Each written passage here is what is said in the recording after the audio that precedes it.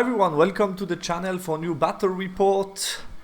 Yeah, Ogre are back. So I will start maybe with a comparison. I think in French it's called, I would say the right word in English might be analogy. I don't know if that works, but basically you will see the comparison I'm making and let me know if I use the wrong word. Basically, I'm watching UFC since like 2 years more or less. Found it quite funny to watch.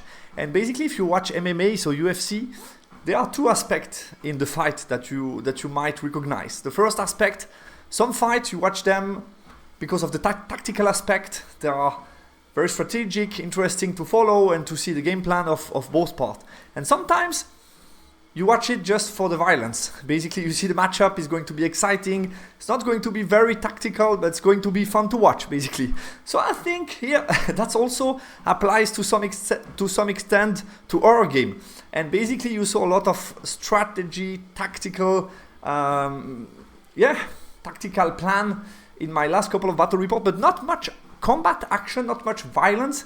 And I think a good mix of both makes sometimes a battle report more interesting. So I think, you know, I love the strategic aspect, tactical aspect, but it has been a while since I've been just moving back with Infernal Dwarf and shooting and trying to get the right timing for the counter push, which is interesting, but had led me to less fights. And I wanted to have a bit more combat, have a bit more fun, and also to explore the Ogre because I think they have some potential, and I still don't know what I'm going to be playing this season for the other tournament. So I said, why not try a little bit some games with Ogre, try different builds and see how I feel with the army. And this also brings some different content, different kind of battle report on the channel, which is cool.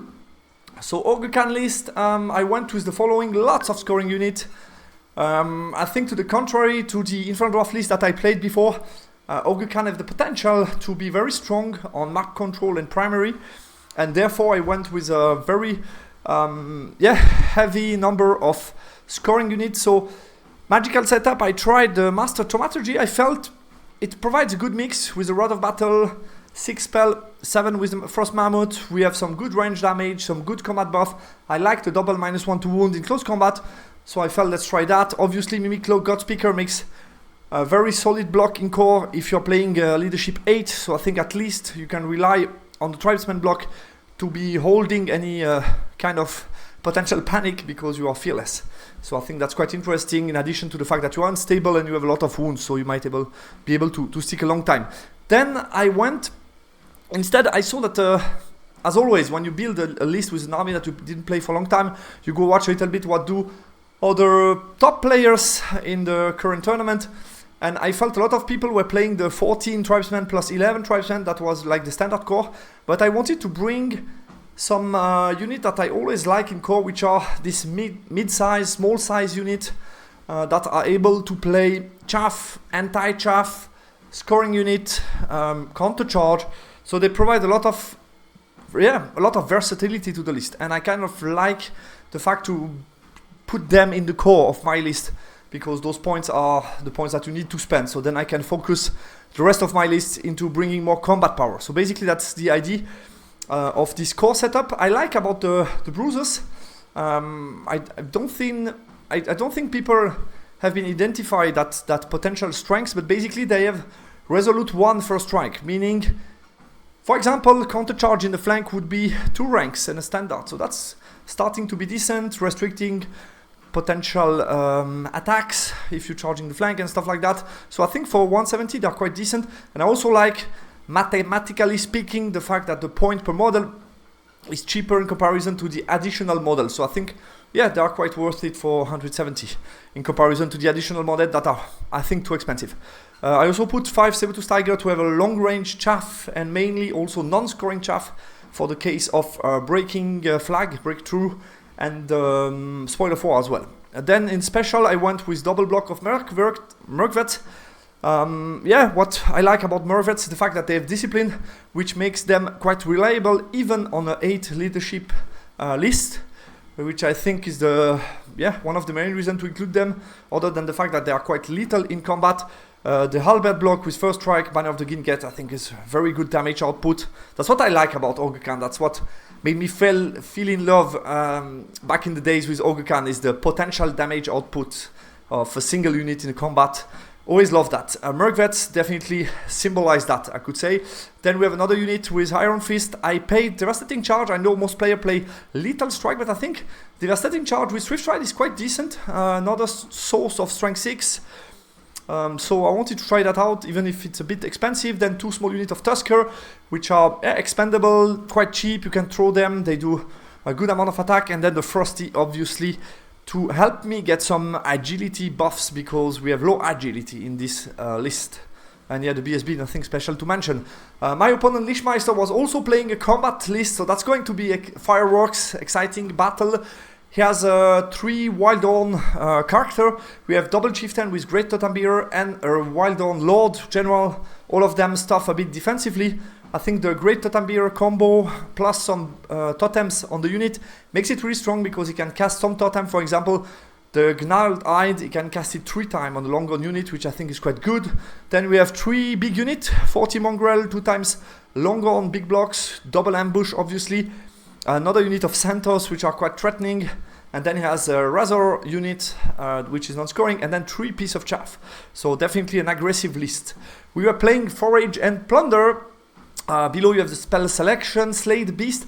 I needed to kill his Lord or his Razor Tusk, and he got, I think he had the flags, not Slay the Beast, was capture the flags. So we needed to have more flags on the battlefield than I have at the end of the battle, and for one time I was having the last cloth, because I have more flags than him starting the battlefield, which is obviously not the same when you play against my Infernal Dwarfs with like 3 or 4 scoring units.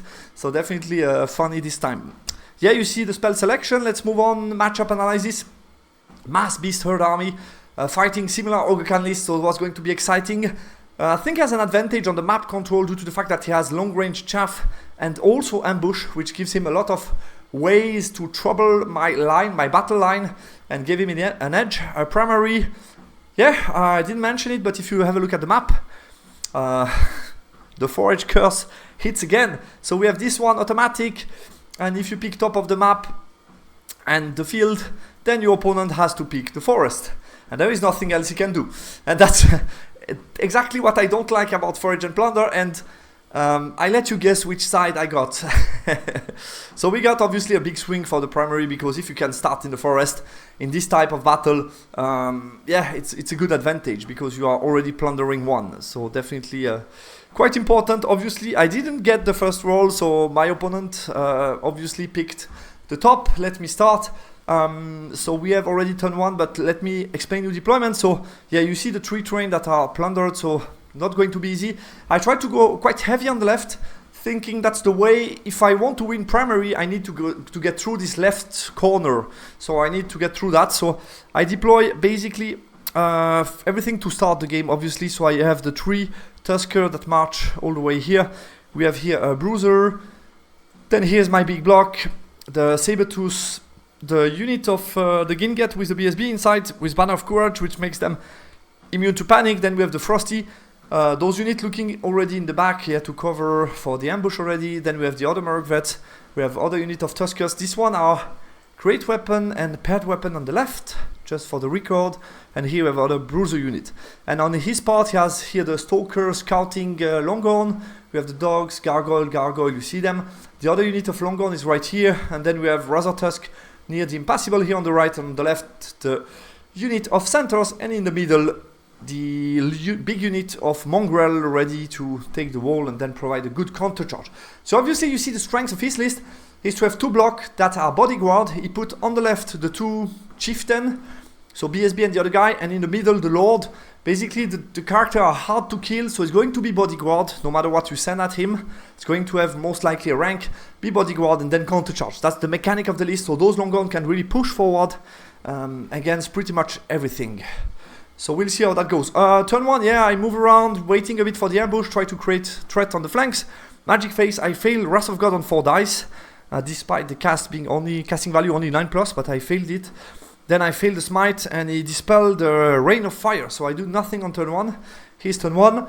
I start to push, so he chaffs me on the right, and push with his Razor Tusk. He elected not to ambush, I think is the right choice. waiting a bit more, getting into position. He knows he has an advantage on the primary, so he doesn't need to take unnecessary risk for now, and he's just waiting for the ambush to come out. He got distracting on the long gun in the middle, in the magic phase. My turn too. Yeah, again, I need to wait a bit more. Use also those bruisers to be counter-charging here. I place the Tusker behind the wall to be distracting. He can charge me, but would need to charge with the dogs, which is not so appealing. And I have a counter-charge, and those guys covering also in the back. Those guys covering in the back. So I don't want him in my back line, basically. He can obviously ambush here, which was what I expected. And then no other good spot, I think, for him to ambush. Magic phase. I get Ring of Fire. I kill 4 gargoyle. He passed panic check. And I also cast Wrath of God, which is going to be a white cross. I think I cast it a bit too late in the back. I knew he was going to push me in the left, so I should have taken it a bit more forward to try to threaten his line. And since the Wrath of God takes now quite a long time sometimes to go down, I think that would have been nice to get it a bit more forward. But I didn't do that. His turn 2. We have on the left the ambushing coming to chaff the Tusker. He chaff with gargoyle and chaff with a single gargoyle. So basically gets everything into position to threaten me on the left flank. The other ambushing unit unfortunately didn't come out, fortunately for me, which allows him to push with the centaurs. So I'm getting under pressure on the left flank. Other than that, on the right he stayed on a stalemate, and as you can see, we have here the mongrel covering any charge I could send. So for the moment it's quite blocked for opportunities for me. And the magic phase, he gets, I dispel 2 times the boosting the charge, basically that's the one I didn't want for him to zone me longer. My turn, so I need to find some new position on the left. So on the left I'm obviously going to be defending, so I move a bit back, which makes the charge impossible due to, he played with the board edge to minimize my contact, but this also makes his charge impossible, so that's nice. Meaning the gargoyle could charge my Tusker, but that would be risky. Then I would be able to charge something on my turn to free the space here, and then I could still flee with the bruisers. So I felt that's a good way. I will try with the magic to finish the lone gargoyle. And the rest, yeah, start to move around the Frosty here. And I try to bait him a bit, so I move those guys on the right out of line of sight, and those guys forward. And basically, I have here 2 counter charge setups. So if he charges me with the Razor Tusk, I can double counter charge him potentially. I felt that might be interesting, and if he doesn't, I'm going to plunder next round, maybe chaff forward, then those guys, or those guys, which allows me to take his chaff. So trying to create an opening here on the right flank with the bruiser dart. In the magic phase, yeah, he dispelled damage. I got hereditary on the Death Star. I think I failed multiple spells to try to kill this lone guy, and I didn't manage to do it, unfortunately for me, so he's still there. His turn 3, he elected to charge with the Razor Tusk, taking a wound in the Dangerous Train. And he took again the dogs to chaff me, so that's going to be interesting. And then he moves his chaff again in front of me, which allows him to push forward. The other ambushing unit comes in my back line. Those guys come forward, chaff me again, so a lot of pressure. Those guys start to push a bit forward, getting ready. So he plundered this one, is going to plunder this one next turn, is going to plunder this one the turn after. So going to lose the primary, nothing I can really do here, but I'm going to try to, yeah, to find some opening. I think the right flank here, you can see some potential, because next round I'm going to kill that. Here, that's going to be very complicated for him to manage, so I'm going to have on this right flank here some opportunities. I'm feeling this unit of Longhorn might be under threat. There is a secondary on the way, so that might be a good way for me to compensate. In the magic phase, he gets distracting on the Longhorn in the middle. My turn, close combat, he kills the bruisers. My turn, I charge the Razor Tusk, he elected to flee, take some DT on the way and end up here. So basically as a rally on a 7, no reroll. If he fails, there is a high likelihood that the unit is out of the table and I win my secondary on those points. So I felt that's quite interesting. I checked before sending the charge of the Merkvet that I could chaff him with my unit of Sabertooth Tiger, which I did. He has no nice overrun, he is a 12, nothing crazy. This allows me to put my Frosty in the game, the BSB unit also in the game. Those guys move a bit back to not get too much charge. And here on the left, I elected to double charge. My first idea was to do something else, was to basically come with the bruisers in the front, charge with the Tusker, make him flee, and the unit most likely is going to end up somewhere here, most likely chaffing his Centaurs. So that was the first idea. I then elected to change my idea and think, okay, I can break the ambushing and then overrun them. I think I misjudged slightly the situation and didn't check enough the potential reform of the Tusker, I think, which is here key. But we'll come to that later.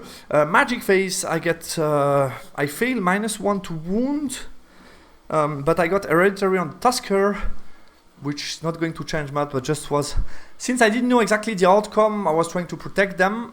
Close combat, I'm going to break him and pursue that way. I catch him just a bit too much that the centaur can still charge here. They can charge here, and I couldn't give a phase to both the centaurs and the unit in the back, so I'm going to give them a flank and the centaurs in the front. I kill the dogs on the right. Here's turn 4.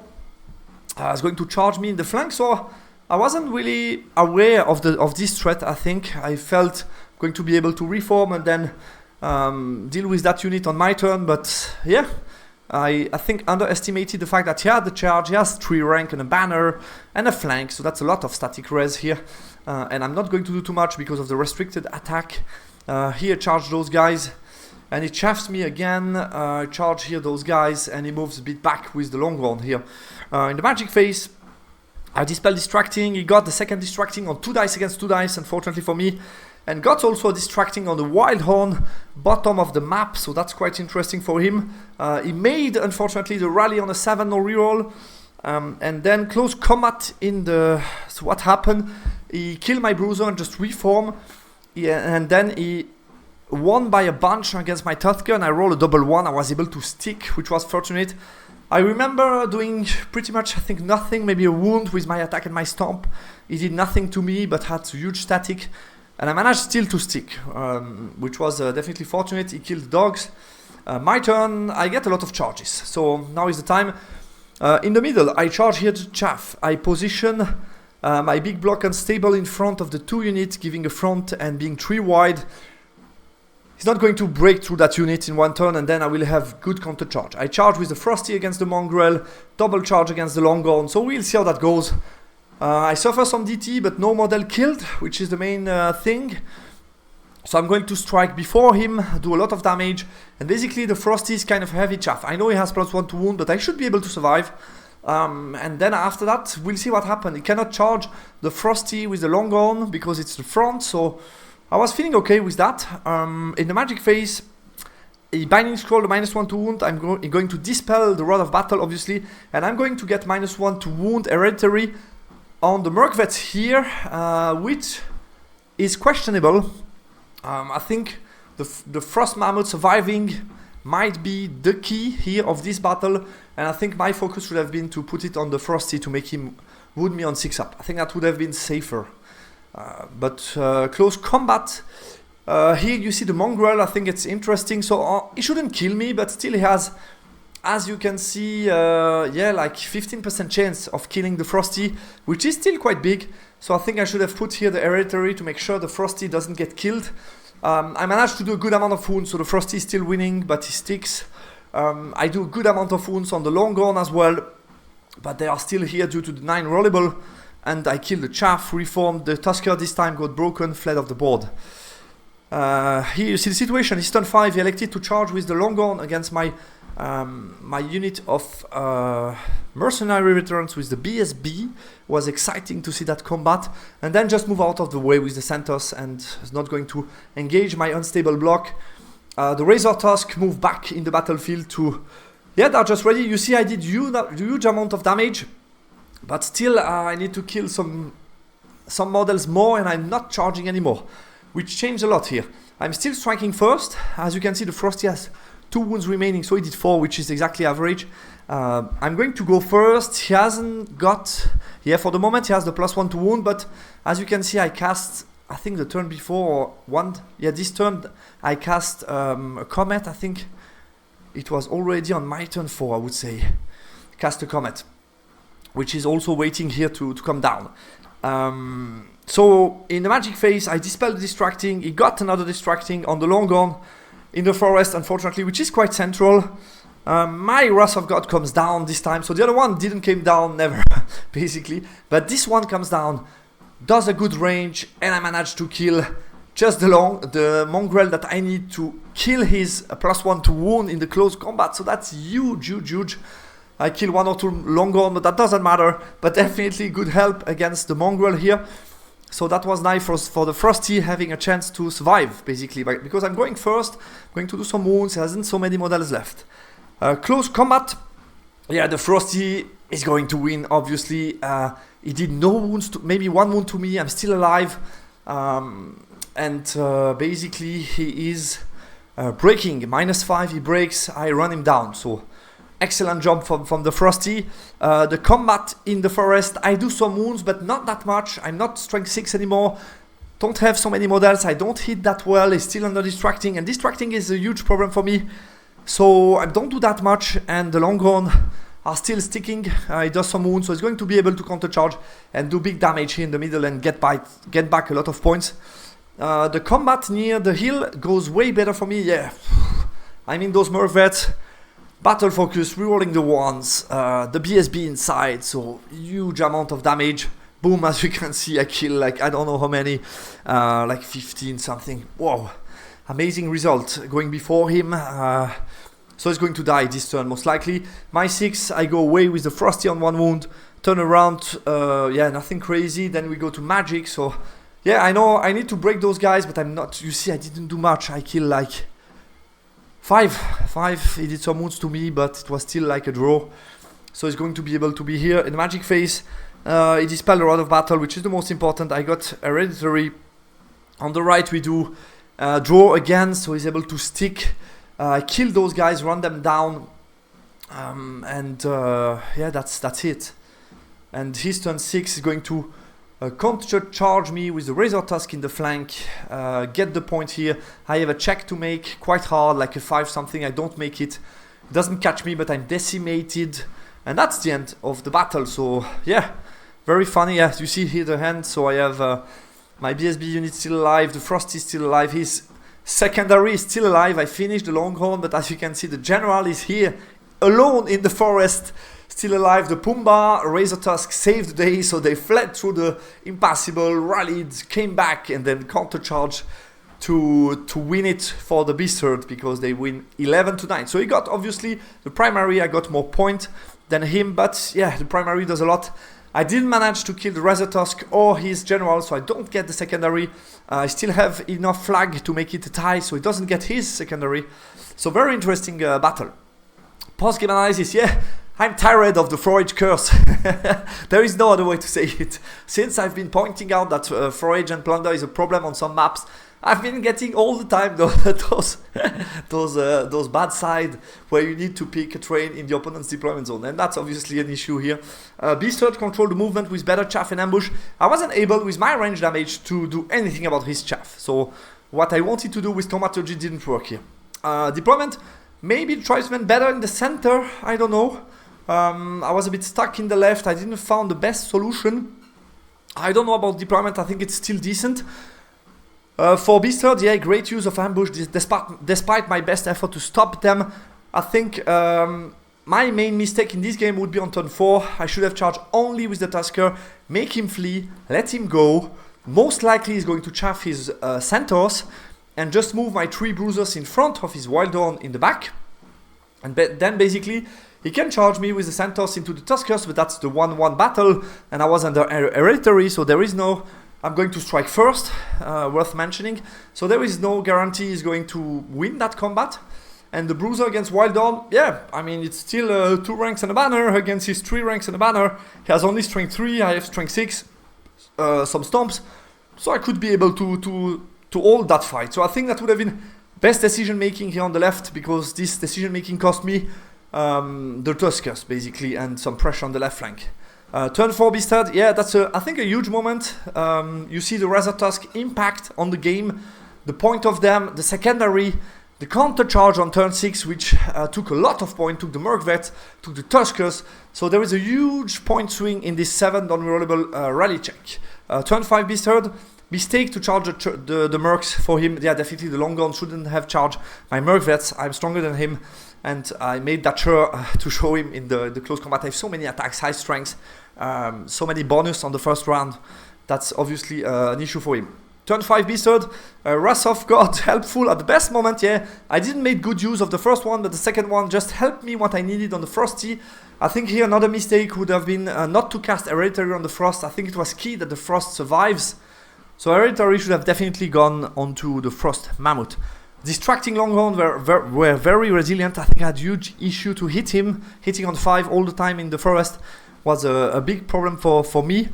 Magic, probably too expensive for what it does. I think an Adept might be better, or changing just the lore. But I think the Master Thaumaturgy, I didn't like it at all. And yeah, finally a very entertaining with a lot of combat battle. I love the tactic, but sometimes it's also good to have a lot of fights. So I think you can also appreciate that as viewer of the channel. Guys, thanks a lot for watching and talk to you soon. Goodbye.